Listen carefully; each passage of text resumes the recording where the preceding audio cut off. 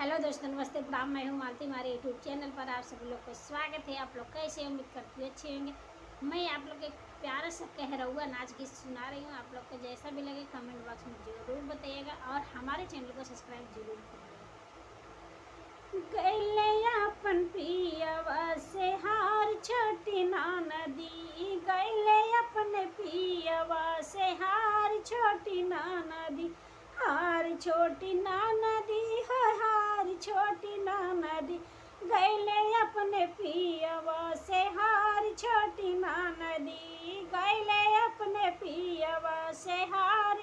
छोटी नदी, खाई के मांगे पियवा पूड़िया पनीरिया, यार पूड़िया पनीरिया, ऊपर से चटनी अचार छोटी नदी, ऊपर से चटनी अचार छोटी नदी, गैले अपने पियवा से हार छोटी नदी, गैले अपने पियवा से हार छोटी नदी, घूटे के मांगे पियवा गंगा जल पानिया, यार गंगा जल पानिया, ऊपर से लोटवा गिलास छोटी नदी, ऊपर से लोटवा गिलास छोटी नदी, गैले अपने पियवा से हार छोटी नदी, गैले अपने पियवा से हार छोटी नदी,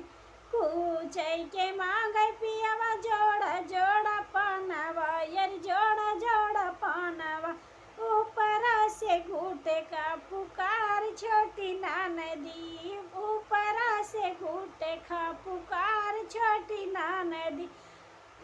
गैले अपने पियवा से हार छोटी नदी, गैले अपने पियवा से हार छोटी नदी, सूते के मांगे पियवा लाली पलंगिया, यार लाली पलंगिया, ऊपर से सवतीन हमार छोटी नदी, ऊपर से सवतीन हमार छोटी नदी, अपने गैले अपने पियवा से हार छोटी नदी, गैले अपने पियवा से हार छोटी नदी।